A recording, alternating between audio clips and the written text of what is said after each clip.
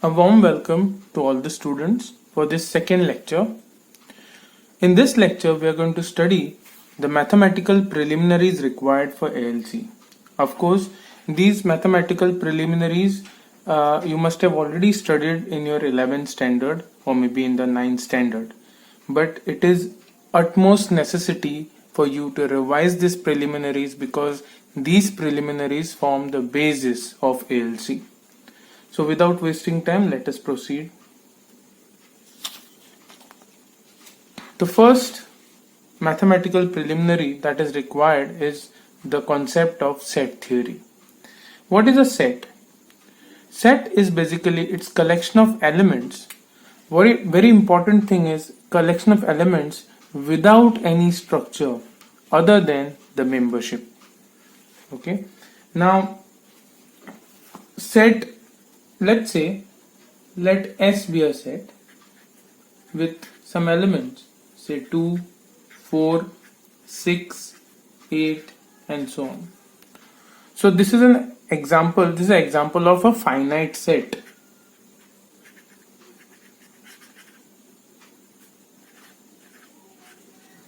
Example of a finite set. Now, if somebody asks you to come up with a set of all the odd numbers, okay, set of all the possible odd numbers, then I would come up with a set A such that every element X in the set is such that X, okay. Now what is the meaning of odd number? Odd number means X mod of 2 will not be equal to 0. Okay. So this is basically the definition of odd.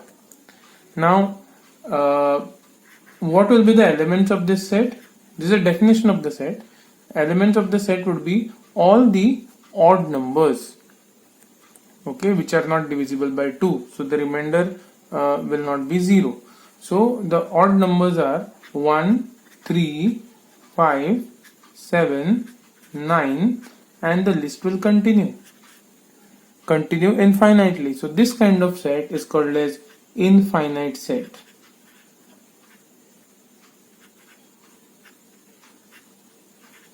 Infinite set. Okay. So you have finite set and you have infinite set. Now there are some important operations, notations that are used in the set theory. Okay. Now this notation here is called as belongs to.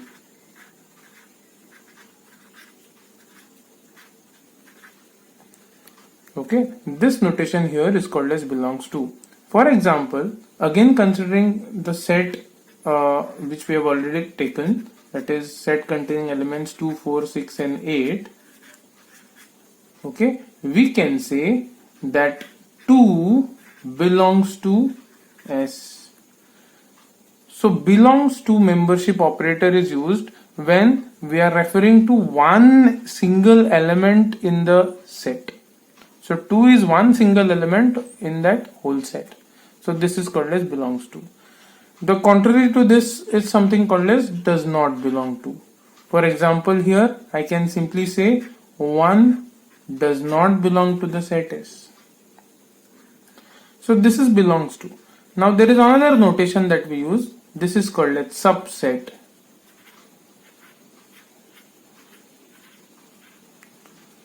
Okay. Now again taking the same example, what is subset? So let's say S is the same set which I have taken, which contains 2, 4, 6 and 8 elements. Okay. Now suppose A is another set that contains only 2 elements, say 2 and 8.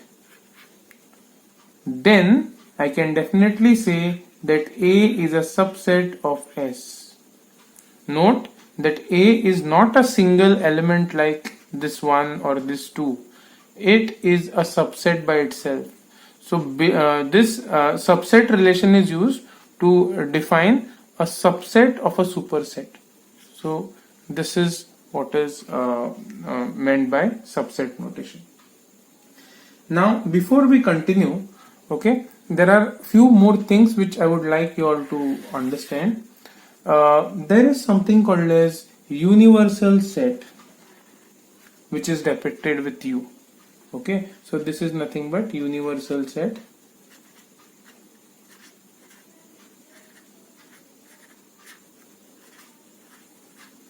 What is universal set? Universal set is nothing but it is set of all the possible elements in the universe, or in simple words, it is set of all possible sets.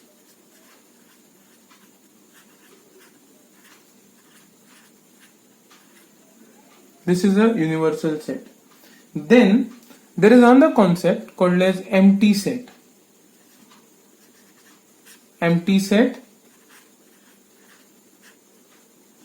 and this empty set is denoted with phi. Okay, so what is empty set? Empty set is a set which does not have any elements. Okay, so which does not have any elements. So that is the empty set. So with these basic terminologies, now let's continue to the next concept.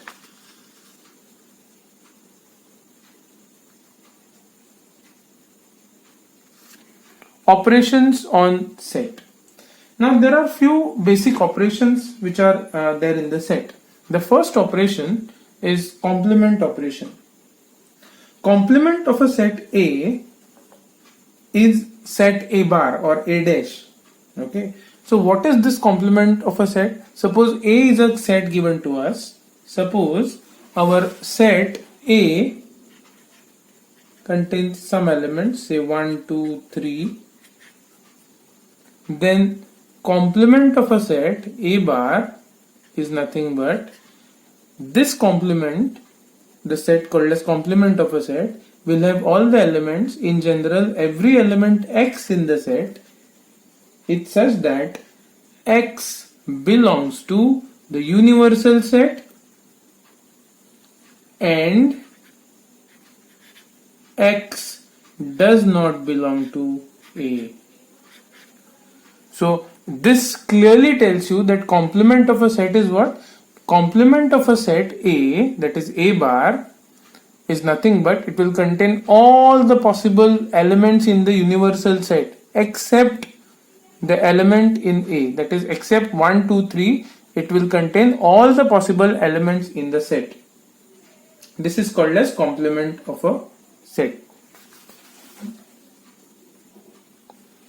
The next concept is union. Now union of two sets. For example, suppose we have set A that contains 1, 2, 3,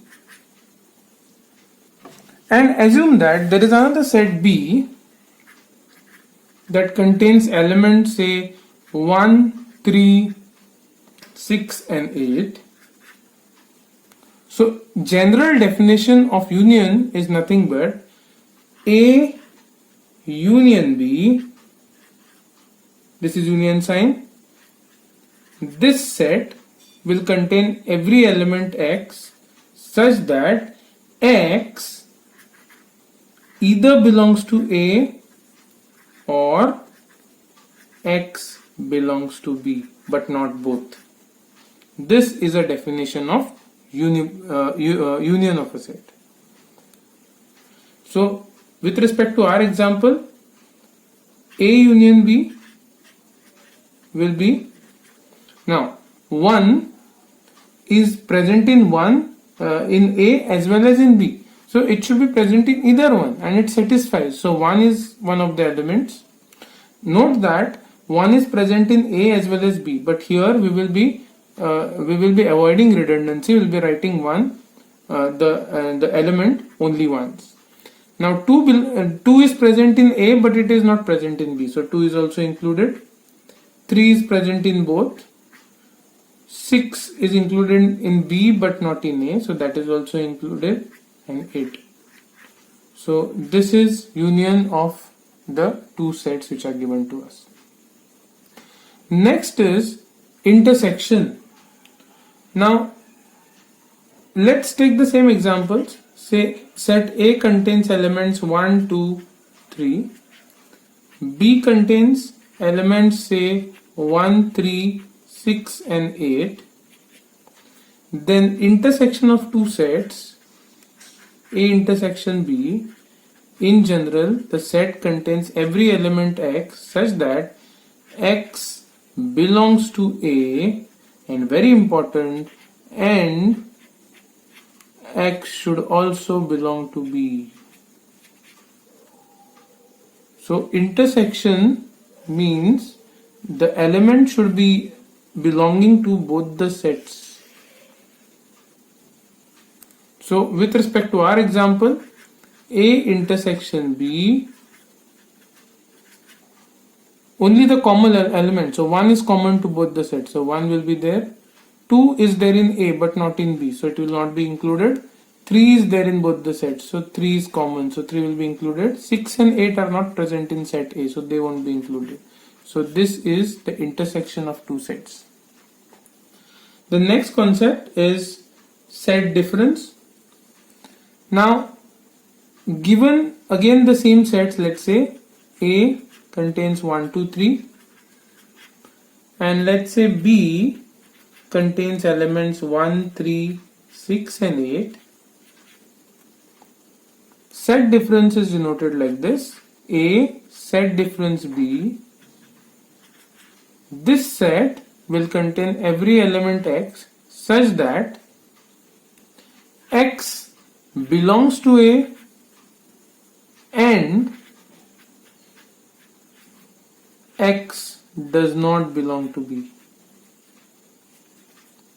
So set difference A minus B, it's set difference that will contain only those elements which are present in set A but not in B. So which is present in A but not in B? Now 1 is present in B also, so not included. 2 is present in A but not in B, so 2 will be included. 3 is present in both. Okay, so the set difference will only contain one element, that is 2. So this is called as set difference of the two sets. Next, we will just revise, some laws that govern the set operations. Okay, the first law is a commutative law, which clearly states that if A and B are two sets, in this example I am assuming that A and B are two sets. So union A union B, okay, is equivalent to B union A. A intersection B is equivalent to B intersection A. So this is a commutative law. Associative and distributive laws both are written here. Here, notice that the sign is same, and when the sign is same, okay, A union B union C can be written as A union B union A union C. Similarly here. Now when the sign outside and inside, the signs are different, then the outside sign is distributed inside. Okay, so A union B intersection A union C. Similarly, A intersection B union A intersection C. So these are the distributive and associative laws. Idempotent laws, when you perform union of a set with itself, you get the same set. Similarly, when you perform intersection of a set with itself, you get the same set A. So this is called as idempotent law.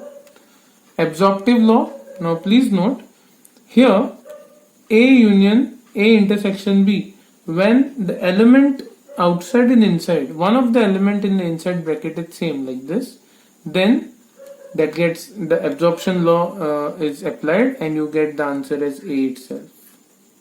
Similarly here, Please note, absorption rule is applicable only when the signs outside and signs inside are different. If they are same, this law will not be applicable. Now, a very important and very famous law called as De Morgan's law. It states A union B, the whole bar, can be written as A bar. Now, since negation is applied to each of the terms, A will become A bar, union will become intersection, and B will become B bar.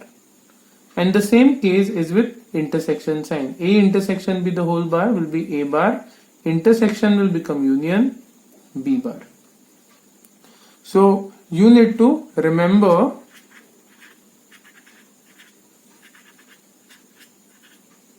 and revise these laws. Let's proceed to the next.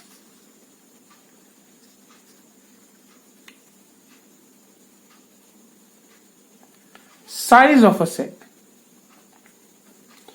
Suppose S is a set with these elements. Size of a set is always denoted with mod sign.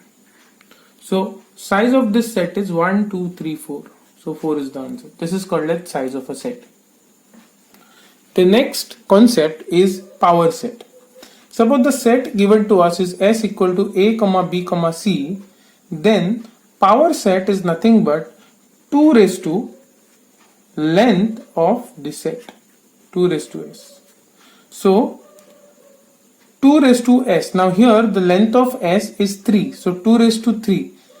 What is it? 8 elements. That means this power set will contain altogether 8 elements. Now what are the elements in the power set? The very first thing is the first element of the power set will be a null set. Always. Okay. First element of the power set will be null set. Then second, third and fourth element are nothing but individual elements as one set itself. So A itself is one set, small b itself is another set, small c itself is another set. And then the combination AB, then AC, then BC, and finally the entire set ABC also is one of the elements. So this is how you get 8 elements. So this is called as power set. Now mutually disjoint. What is mutually disjoint? A set can be divided by separating it into a number of subsets. Suppose you have set S, okay, and you are dividing the set S into the subsets S1, S2, S3 up till Sn. Okay, then S1, S2, Sn, all these subsets which are there, they are called as mutually disjoint. When they can be called it as mutually disjoint? Only if the union of each of these individual subsets gives you the original set back and none of these subsets Si should be empty. Okay, so two sets are called as mutually disjoint if their union gives you the original set S and none of these sets should be empty. Only then they are mutually disjoint. Okay. And S is called as the original set S is called as a partition. Next, Cartesian product of a set. Cartesian product is nothing but it's an ordered pair. Suppose S1 and S2 are two sets, then the cross product, the Cartesian product of both the sets is an ordered pair x, y such that x belongs to the first set S1 and y belongs to the second set S2. So for example, if S1 and S2 are two sets given to us, okay, then let us calculate what will be the Cartesian product. So it is just product of it's just a pair of each element of both the sets. So first we consider 2. So the first element of the set will be 2, 2. Okay. Then 2, 3, then 2, 5, then 2, 6. 2 is over. Next we consider 4. So 4, 2, then 4, 3, then 4, 5, and 4, 6. So this is something called as Cartesian product of a set. Let's proceed further.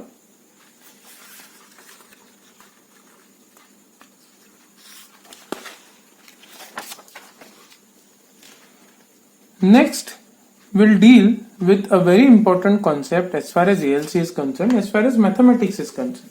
These are nothing called as functions. Let's see what is a function.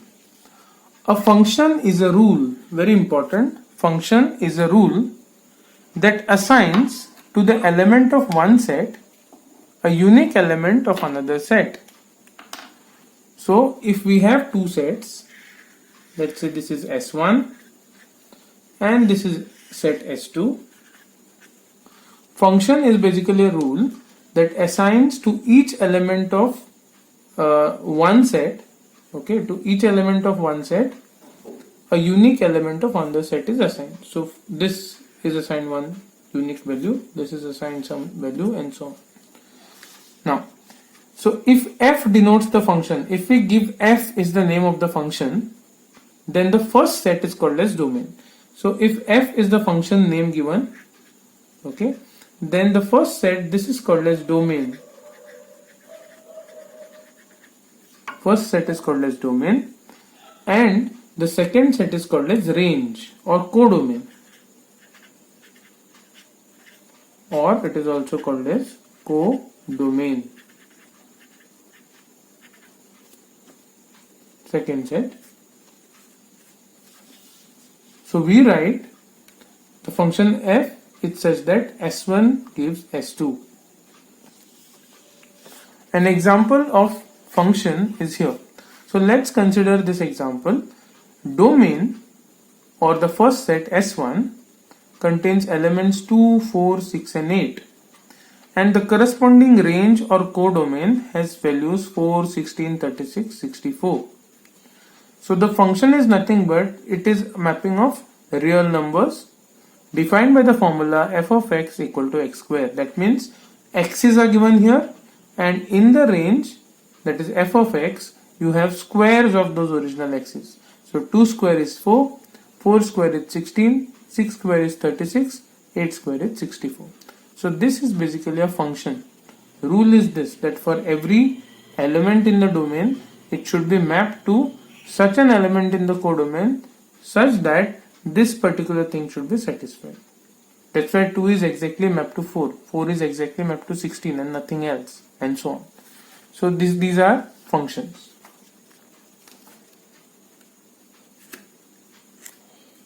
Next, we are going to see what are the different types of functions that we have. The first type of function is called as onto or surjective function. A function f from A to B. Let's consider this as set A and this as set B. So it says a function f from A to B is called as onto if for all the elements of B, for all these elements of B, okay, in particular it is calling each element as small b in B. So this function is called as onto if for all the elements B in capital B, so this is capital B which is a set, each element B in this set capital B, there is an A, small a, so there is an element called as small a in the set A such that f of A equal to B. Okay, so if you see this example here, for each element of the codomain or range, there is one element of the there is at least one element of the domain which is mapped. Okay, so in simple words, what is onto function? Onto function is the one in which every element of the codomain is mapped to at least one element of the domain. Every element of the codomain is mapped to at least one element of the domain. So this is onto function. Now this is not onto. Why? Because see, 4 is mapped to R, okay, 2 is mapped to H, but 8 is left unassigned. So this element is not mapped to any of the values in the domain. So this is not onto, this is onto. So after onto, the next type of function is called as one-to-one.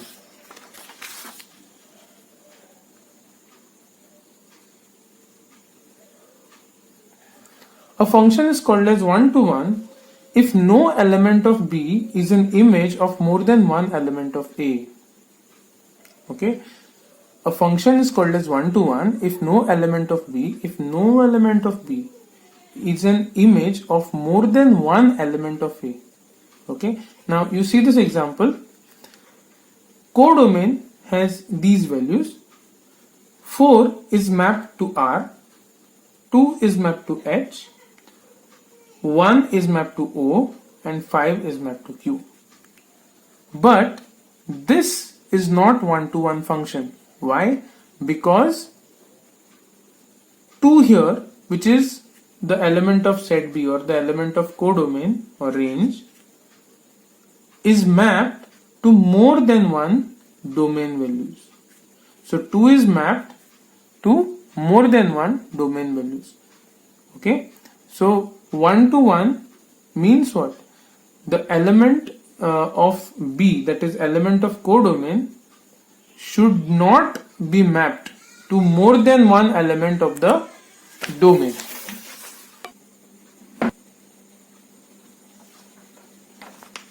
Now, what is a bijective function? So a function that is both onto and one-to-one is a bijective function. For example, here PQR, okay, one-to-one function and onto function both are implemented in this particular function. So this is a bijective function. Next we have relations.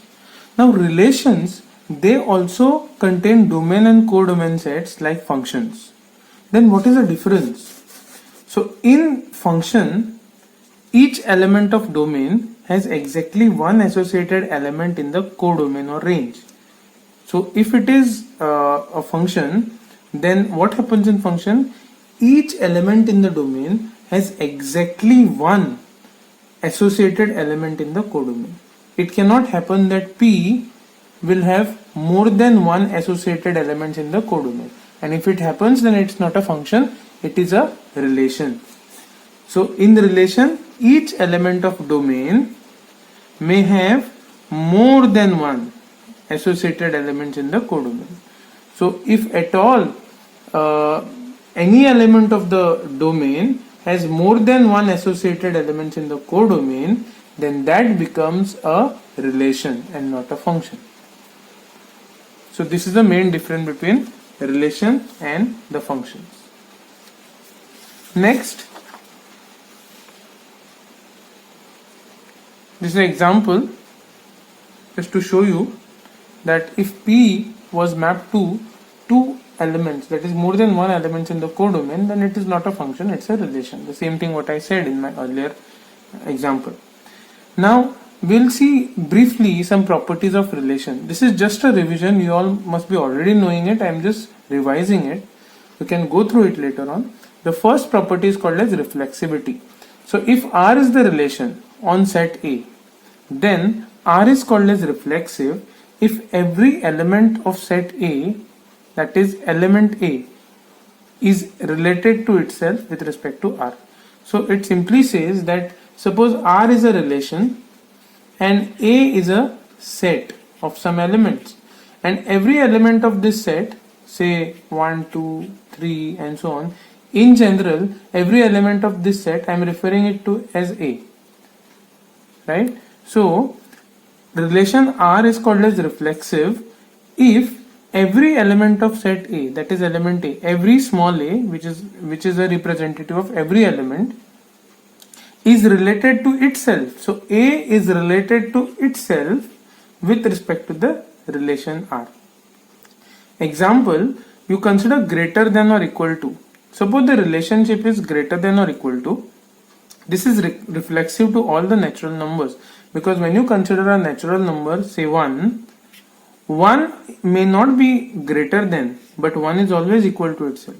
Similarly 2 okay, is not greater than itself but equal to 2. So you take any of these natural numbers, this relation will be always true. That is, 1 is not greater than but equal to itself. So 1 R1, similarly 2 R2, and so on.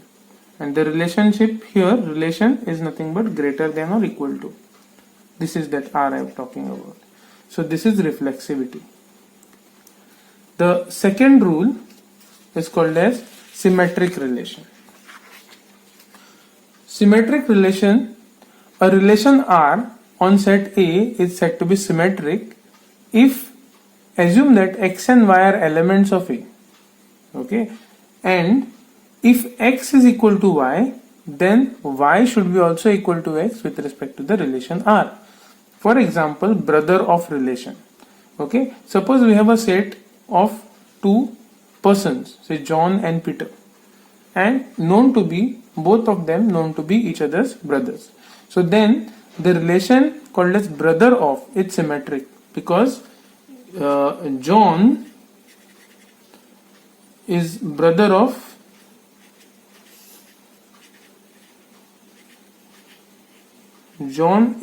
of Peter. Okay, this is, suppose John is A, Peter is B, and this is that relation. So A R B, this is equal to B R A, because when you say brother of, if John is brother of Peter, it is obvious that Peter will be also brother of John. So the relation R here is a symmetric relation. Next we have transitive relation. A relation R on set A is transitive if for A, B, C belonging to A, suppose A, B, C are the elements of the set A, then if A is related to B and if B is related to C, if this happens, then A is also related to C.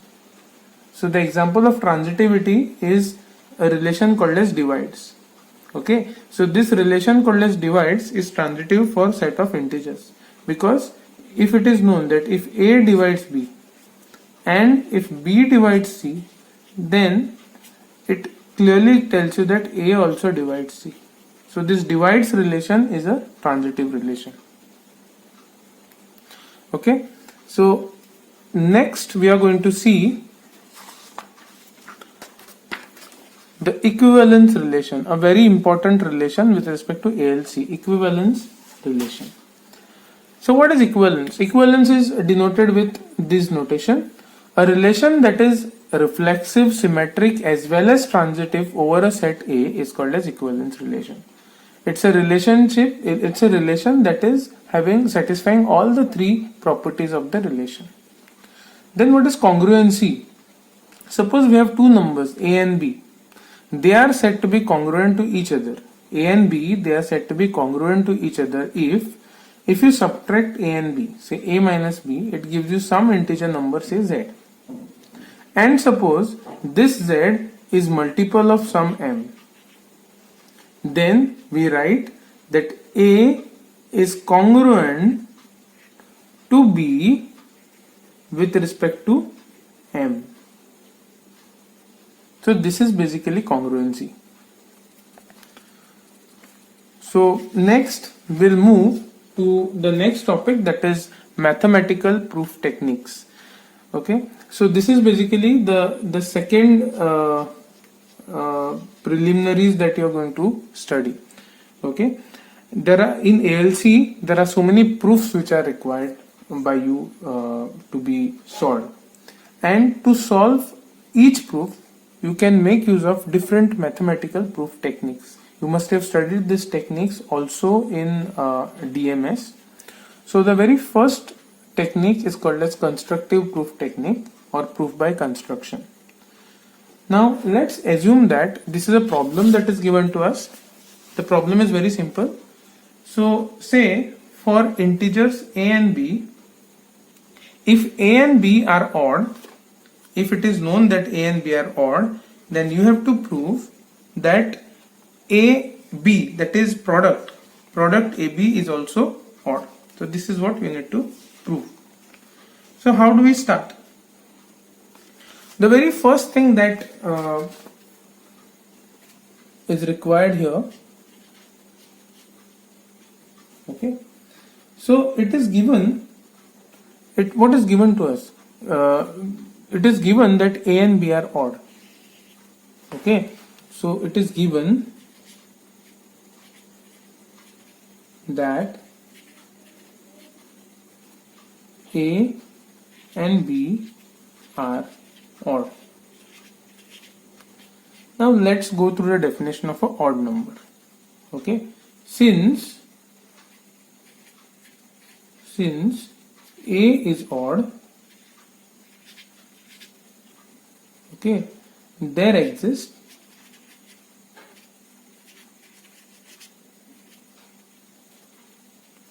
a number or integer, there exists an integer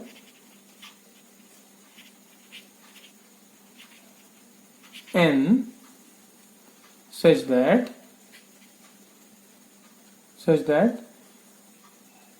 A can be written as 2 times n plus 1. Whenever you multiply 2 with any number, it becomes a even number, and whenever any even number is added plus 1, it becomes an odd number. So A can be written as 2n plus 1, right? Similarly, it is also given that since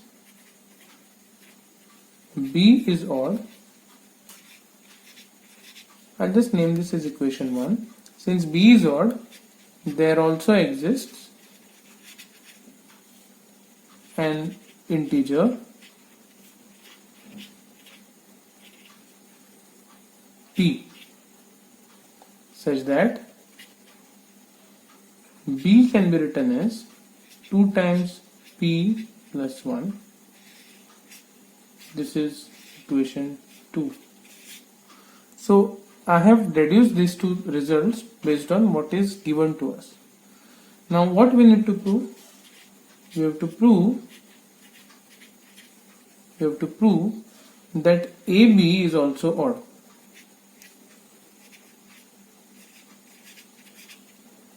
Now let's consider what is AB.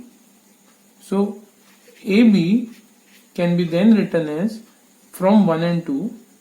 Okay, so from 1 and 2, AB can be written as 2n plus 1 into 2p plus 1. So this can be written as 4np plus 2n plus 2p plus 1. Now what you can do is you can remove a common factor 2 out. So what you get is 2np plus n plus p plus 1. 2np plus n plus p, b equal to z, which is again an integer, then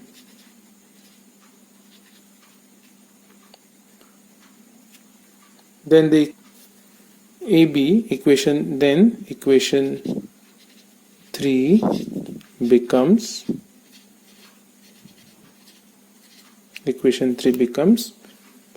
AB equal to 2 times z plus 1. Okay, therefore AB is also odd. Hence proved. So this is a simple way how proof by construction technique works. So this is all for the current lecture. In the next lecture we are going to see more of these techniques, contrapositive technique, then proof by refutation, and then we have mathematical induction. So all this we'll see for the next lecture. Till then, goodbye. Thank you.